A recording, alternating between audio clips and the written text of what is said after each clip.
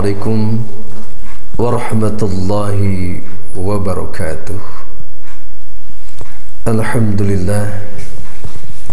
Alhamdulillahi rabbil alamin, wal aqibatu lil muttaqin. Asyhadu an la ilaha illallah wahdahu la syarika lah, wa asyhadu anna Muhammadan abduhu wa rasuluh. Allahumma salli wa sallim wa barik ala Sayyidina Muhammadin wa ala alihi wa sahbihi ajma'in. Amma ba'du.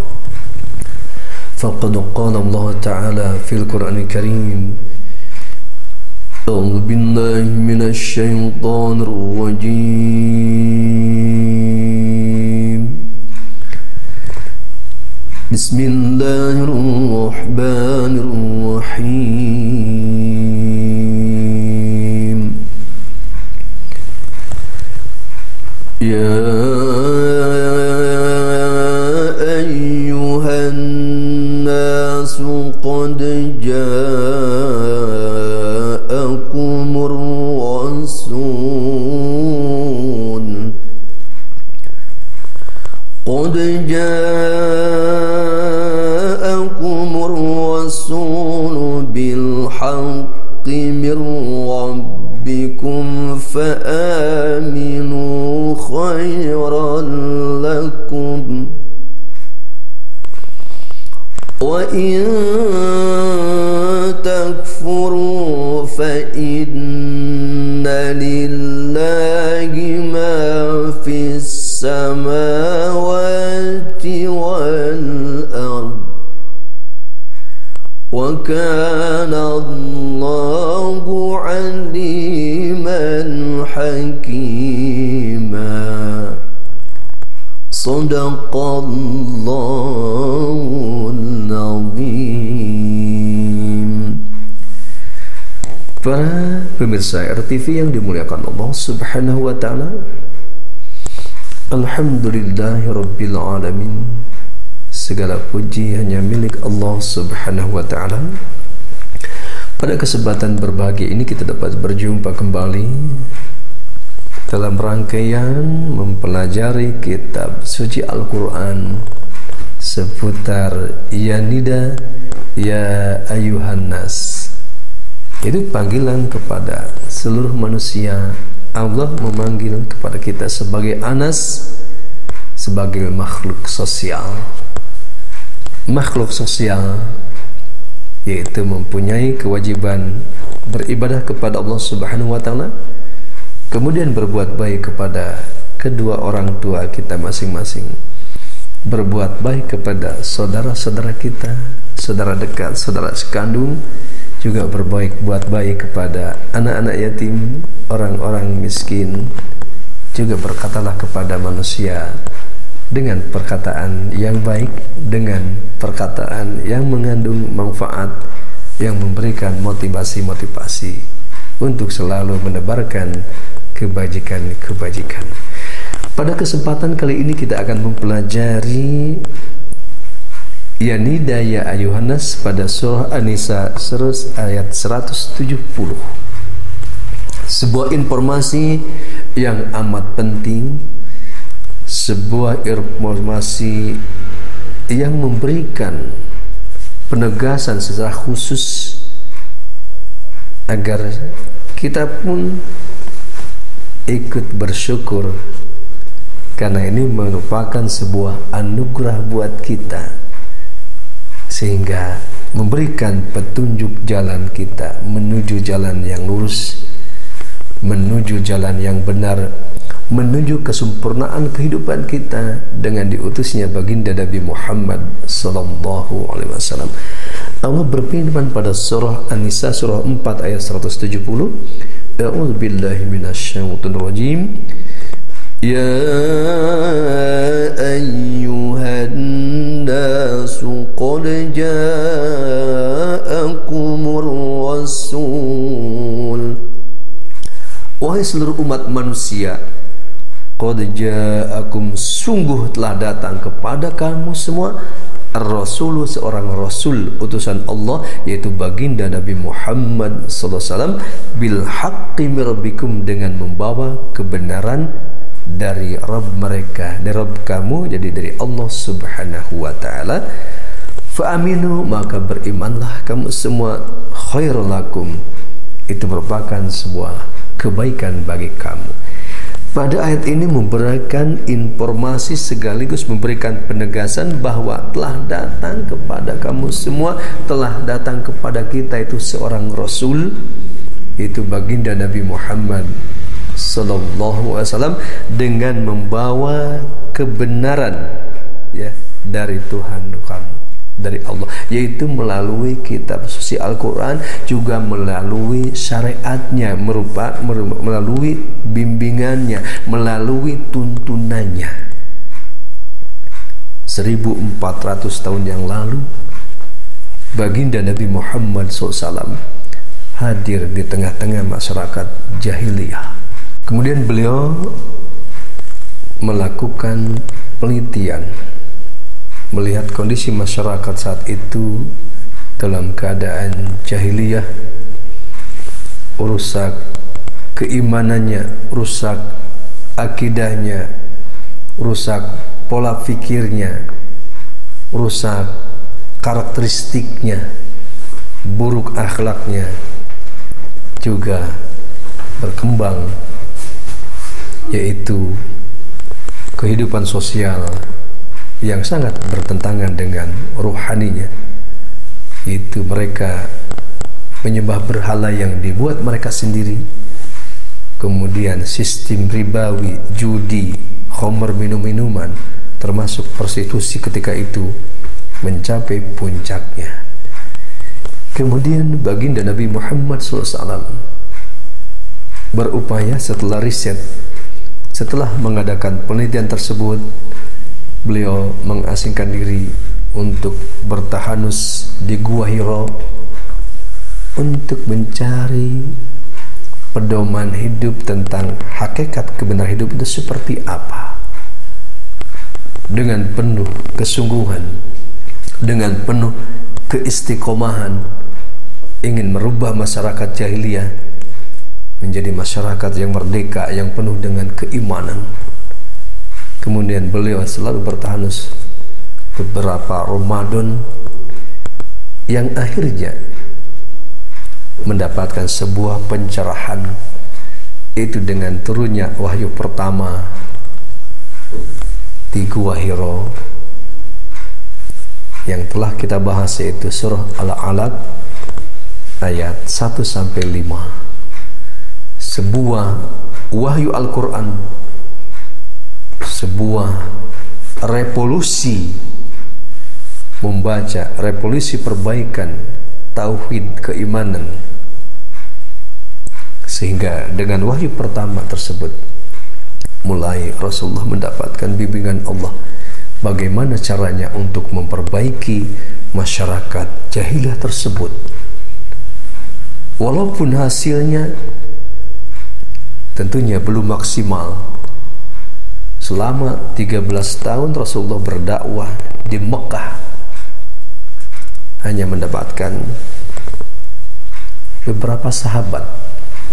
Tetap mereka yang kafir, mereka yang ingkar tetap ingkar, terus memusuhi. Bahkan terakhir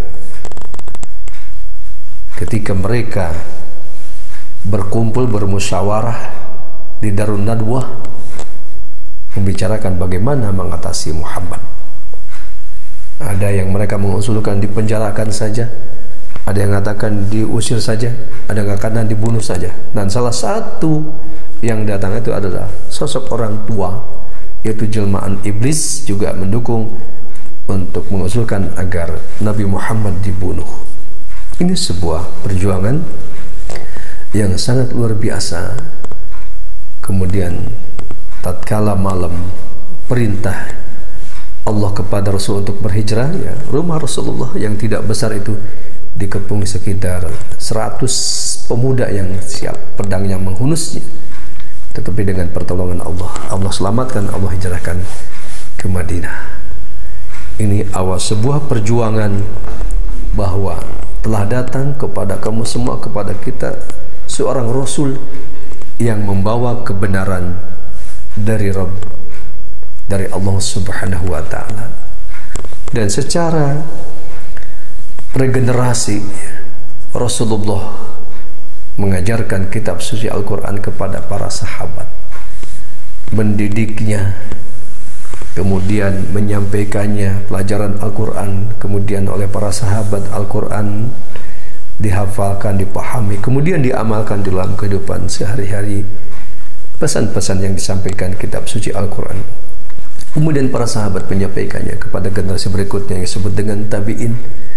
Juga tabi'in menyampaikan kepada tabi'in, sampailah kepada kita, termasuk kitab suci Al-Quran sampai ke rumah-rumah kita saat ini. Ini bukti kebenaran firman Allah Subhanahu wa Ta'ala pada ayat ini, surah An-Nisa ayat 170. Telah datang kepada kamu semua seorang Rasul yang membawa kebenaran dari Allah Subhanahu wa Ta'ala, itu Nabi Muhammad SAW, dengan membawa kitab suci Al-Quran. Kitab suci Al-Quran dari awal pertama diturunkan sampai saat ini, keutuhannya terjaga. Dan salah satu memelihara keutuhan, menjaga kitab suci Al-Quran adalah kita semua pemirsa RTV. Dengan apa? Dengan belajar Al-Qurannya, dengan membaca kitab suci Al-Qurannya, dengan mempelajari isi kandungan Al-Quran dan berupaya kita mengamalkannya dalam kehidupan sehari. Itu adalah penjagaan kita, ikut serta dalam memelihara, menjaga keutuhan kitab suci Al-Quran. Kita bersyukur tentunya, ya, kita walaupun tidak bertemu dengan baginda Nabi Muhammad SAW, kita pun beriman, meyakini, ya, kebenaran beliau. Dan mudah-mudahan kita juga tentunya berharap bahwa kita termasuk orang-orang yang dirindukan oleh baginda Nabi Muhammad SAW. Karena pada suatu kisah diceritakan ketika Rasulullah berkumpul dengan para sahabat, Rasulullah menyampaikan, aku ini rindu kepada saudara-saudaraku. Kata pada sahabat, bukanlah kami saudara engkau, bukan, engkau adalah sahabat saya, tetapi saudara-saudara adalah saudara yang beriman kepada saya tetapi tidak bertemu dengan saya. Mudah-mudahan kita semua tentunya, ya, pemirsa RTV, termasuk orang-orang yang dirindukan baginda Nabi Muhammad SAW. Nah, bukti kebenaran baginda Nabi Muhammad SAW adalah kitab suci Al-Quran ini. Beliau adalah sosok Nabi dan Rasul yang sangat istimewa, yang sangat luar biasa, baik dari sisi ibadahnya, budi pekertinya, ya, menjadi tauladan, menjadi contoh yang utama buat kita semua. Tentunya kita pun sebagai yang mengaku sebagai umatnya, sebagai pengikut baginda Nabi Muhammad SAW, satu sisi di samping kita mempelajari kitab suci Al-Quran, kita pun tentu pelajari sejarah hidup beliau, sejarah hidup baginda Nabi Muhammad SAW. Tentunya banyak sekali buku-buku yang sudah beredar terkait sirah nabawiyah, terkait sejarah baginda Nabi Muhammad SAW. Salah satunya adalah ada buku kelengkapan, ya, sejarah Nabi Muhammad SAW yang ditulis oleh Kiai Haji Munawwar Khalil, ya, itu terdiri dari 3 jilid yang cukup tebal-tebal yang diterbitkan Gema Insani Press. Itu juga bisa dirujuk buat kita untuk mempelajari sejarah baginda Nabi Muhammad SAW mulai dari awal kelahirannya, ya, sampai beliau dipanggil Allah Subhanahu wa Ta'ala. Juga ada judul lagi, yaitu Hayatul Muhammad, ya, yaitu kehidupan Nabi Muhammad SAW yang diterjemahkan oleh guru kita, yaitu Kiai Haji Ali Audah. Itu juga bisa dirujuk untuk kita mengenal sosok baginda Nabi Muhammad SAW, agar kita betul-betul memahami, ya, sosoknya, kriterianya, ya. Bahkan mungkin juga ketika Allah memberikan izin kepada kita, mungkin di dunia ini kita bertemu dengan baginda Nabi Muhammad SAW, ya tentunya melalui mimpi, ya. Karena ya kita pada umumnya kita termasuk, saya adalah orang biasa, berbeda mungkin kedudukannya seperti Al-Imam Ghazali ya, sebagai Hujatul Islam ya. Beliau itu dalam kitab Ihya Ulumuddin ya, karangan beliau yang sangat luar biasa ya, karyanya yang sangat istimewa ya, memberikan pencerahan yang berbeda. Ketika beliau cross-check hadis, apakah ini hadis dari baginda Nabi Muhammad SAW atau bukan, itu ya dalam kisahnya itu selalu bertemu langsung dengan baginda Nabi Muhammad SAW. Bisa saja, karena memang tingkatannya, makomnya sudah sampai ke makom yang tertinggi tentunya. Nah buat kita beruntung kalau ya Allah memberikan izin kita bertemu dengan baginda Nabi Muhammad SAW, yaitu melalui mimpi tentunya. Apalagi punya uang ya, punya uang banyak, itu udah dipastikan selalu bertemu dengan Rasulullah itu melalui apa? Ibadah haji umroh. Ya, kita bisa berziarah ke makam Rasulullah SAW. Itu bahasanya itu langsung kita juga bertemu dengan baginda Nabi Muhammad SAW. Untuk apa? Untuk kita mempelajari ya, kisah beliau ya, tata cara ibadahnya, budi pekertinya yang sangat mulia, kedermawanannya ya, kebersihan hatinya yang perlu kita contoh tentunya ya, karena beliau ada sosok manusia yang paling sempurna.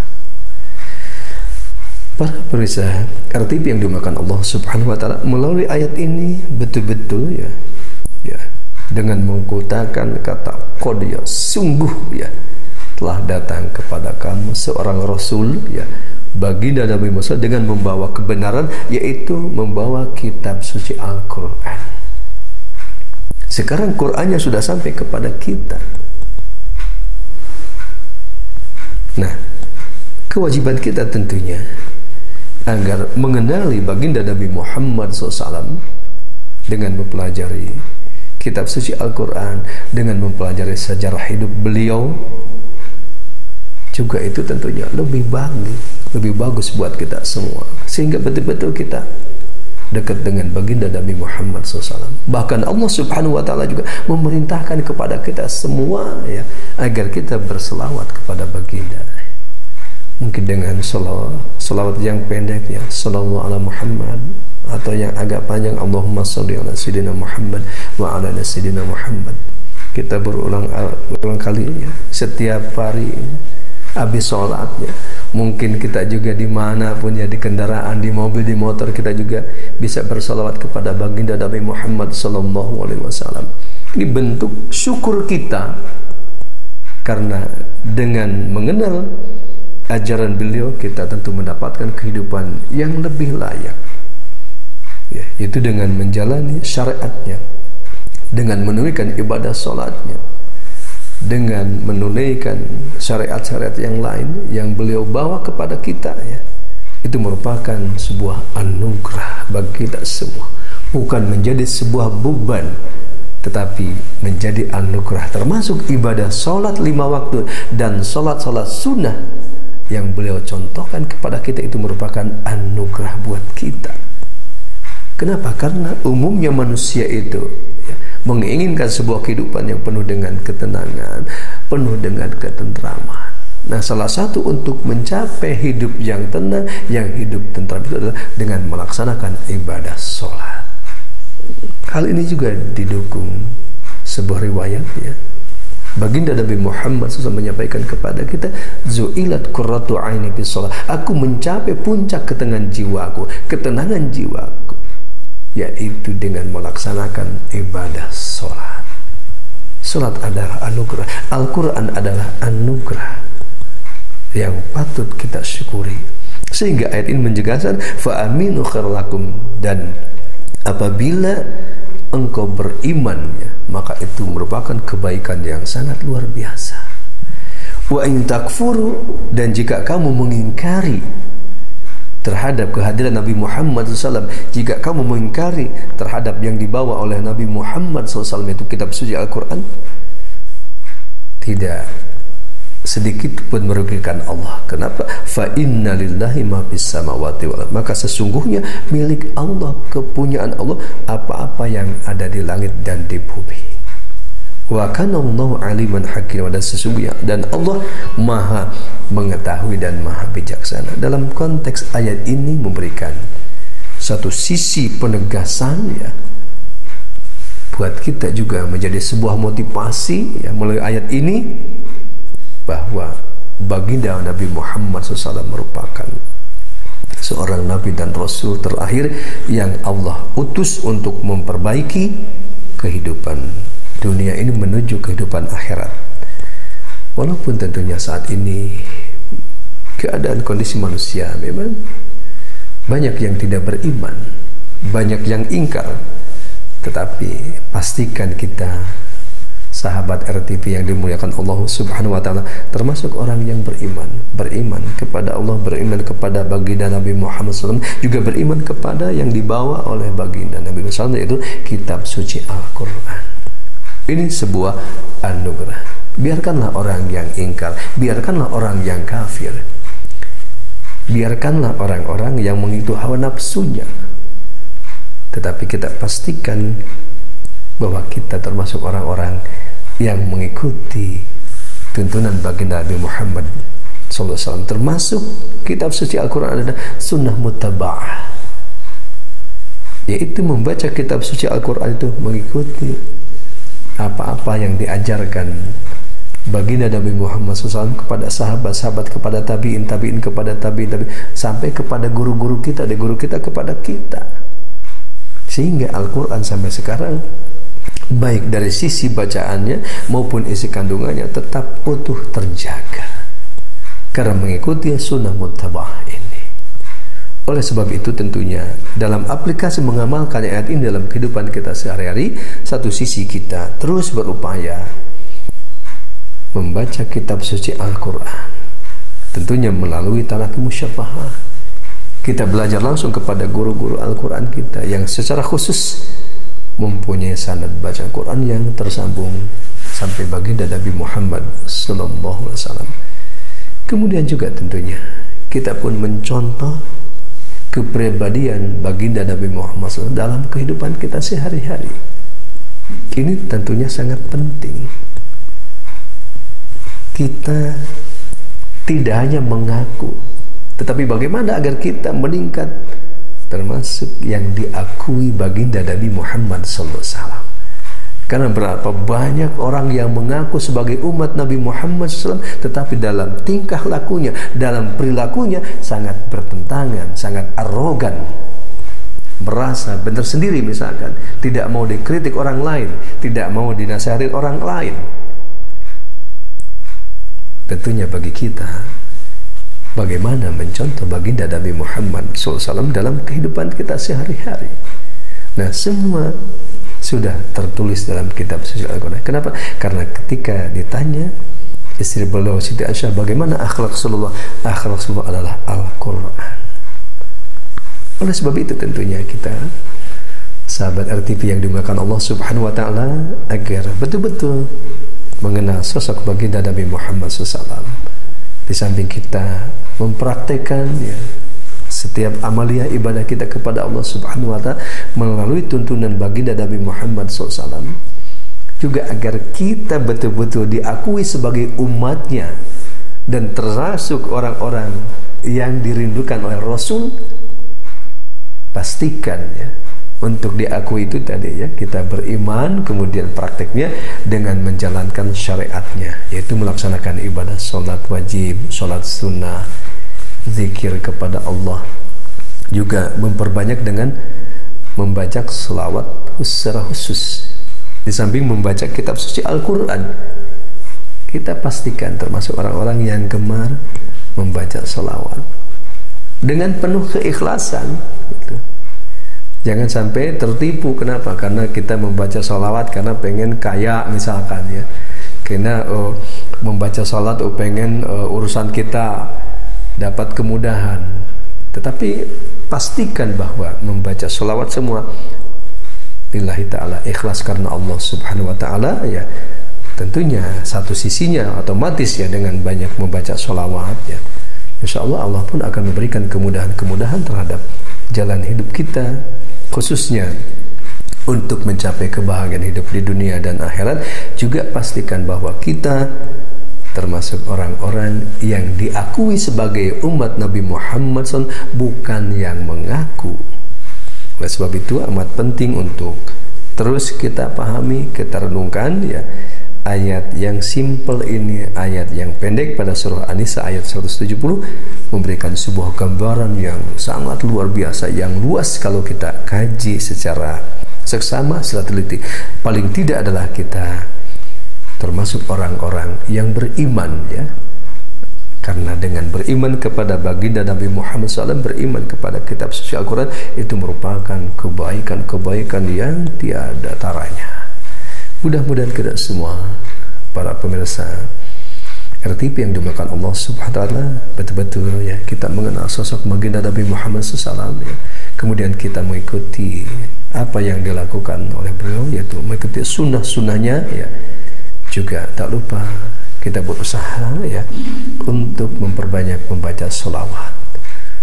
Mudah-mudahan tentunya dengan banyak membaca sholawat ini ya, Allah memberikan anugerah kepada kita. Bahkan suatu saat mungkin ya Allah izinkan kita akan bertemu dengan baginda Nabi Muhammad SAW, walaupun melalui sebuah mimpi.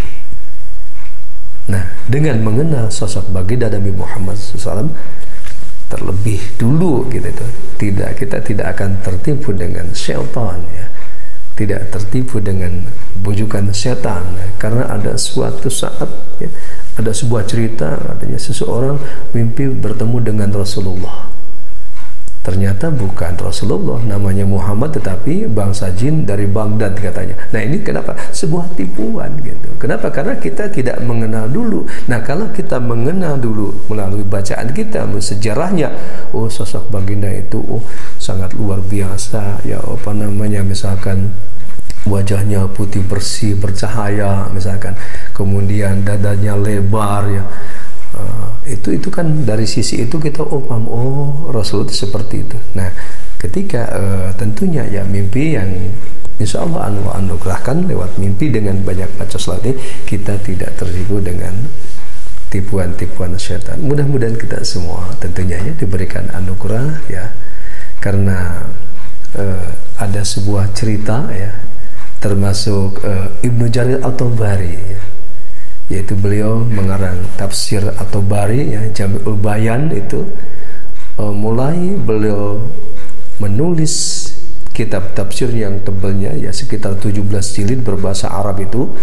Dalam sebuah cerita itu, setelah beliau ingin bertemu dengan baginda Nabi Muhammad SAW, tetapi baru mencium bau wangi Rasulullah, beliau pingsan. Nah setelah bangun dari pingsan itu, beliau bisa menulis tafsir ya sekitar 17 jilid berbahasa Arab. Ini sebuah anugerah. Dan termasuk juga ada cerita juga Syekh Mutawalli Asy-Sya'rawi ya, dalam tafsir Sya'rawinya itu beliau juga sering bertemu dengan Rasulullah melalui mimpinya ya, sehingga beliau mempunyai karya tafsirnya sangat-sangat luar biasa. Dan kita juga mudah-mudahan berharap agar Allah memberikan izin ya, ketika kita dengan banyak membaca salawat bertemu dengan baginda Nabi Muhammad SAW, merupakan anugerah yang sangat luar biasa. Mudah-mudahan kita semua dapat mengamalkan, mempraktekkan ya, ayat surah An-Nisa surah 4 ayat 70 ya, sehingga benar-benar kita itu mempunyai bekal yang kuat, iman yang kokoh ya, kemudian mengikuti sunnah muttaba'ah, yaitu mengikuti sunnah baginda Nabi Muhammad sallallahu alaihi wasallam. Terima kasih. Assalamualaikum warahmatullahi wabarakatuh.